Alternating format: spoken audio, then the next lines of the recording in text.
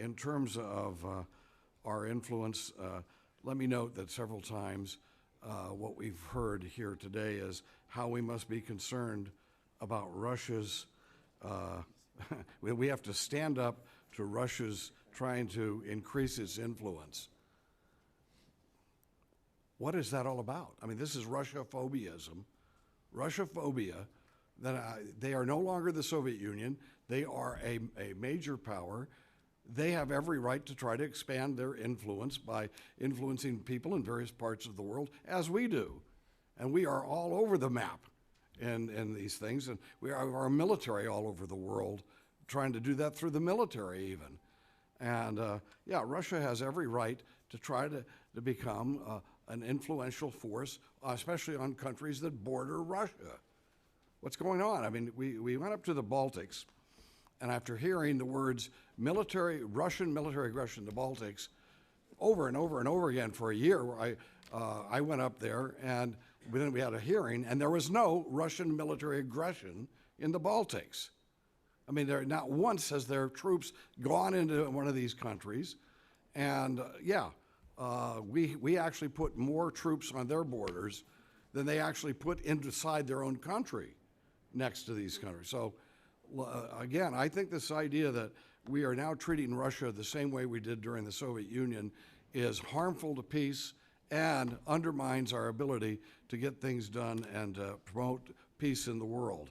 One last thing about this whole thing about Macedonia and Soros and these other things. Look, and here's where we disagree. No, if a country decides they have political parties based on their social norms, whether it's, yeah, they have a right to have a political party and say, no, we are not going to, and I'm not stepping on trying to attack anybody here or anything. We have a right to determine what we consider to be acceptable in our national parade, okay? And I know we have had problems with that. What I see is that you have Christian groups in these countries that Soros and his gang don't like the Christian groups.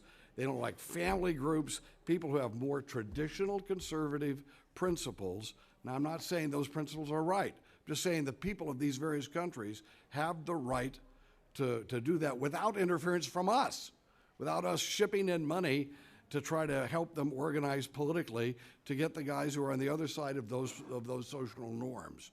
And finally, let me just say that when we're talking about what really is the motive going on here, who's seeking influence about what,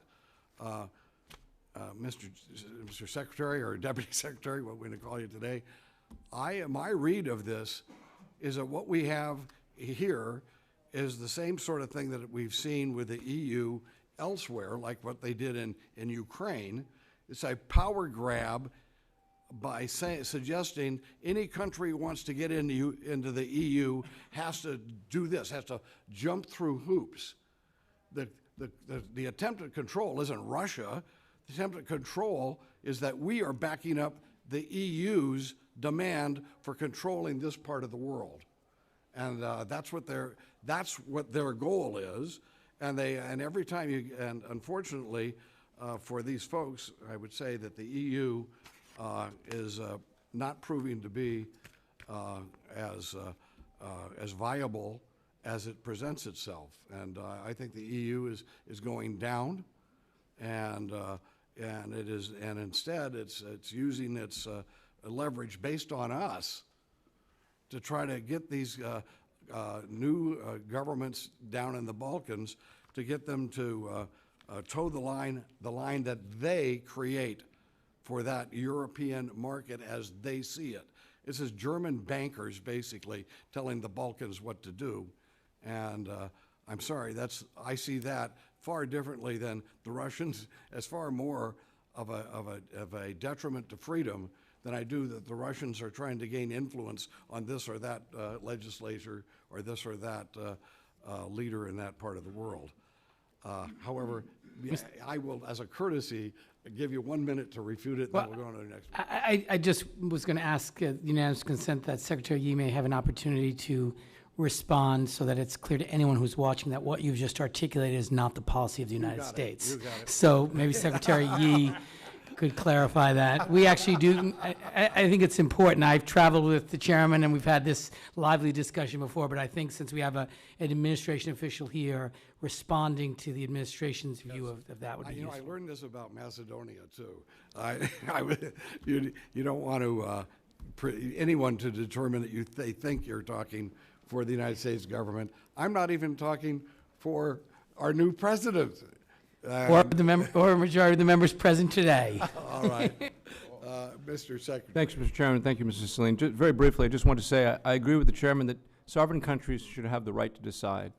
And this is perhaps where we disagree, sir, that it is an assessment of the United States government that countries like Macedonia and Albania and Bosnia-Herzegovina and other members of the Western Balkans want to join the European Union, want to join the West. They want to join NATO. Yes. In order to do that, there are certain standards they need to meet. Rule of law, respect for human rights, respect for free media, freedom of the speech. How about economic policies they have so demand? Also certain economic standards. So what we are doing is helping them to achieve their goal. We're not telling them they must join NATO or they must join the European Union, but they must meet certain standards if they do want to advance. Russia is fundamentally against what these countries are trying to do. That is the difference. We're trying to help these countries join the West. Russia's trying to hold them back. Okay. Thank you.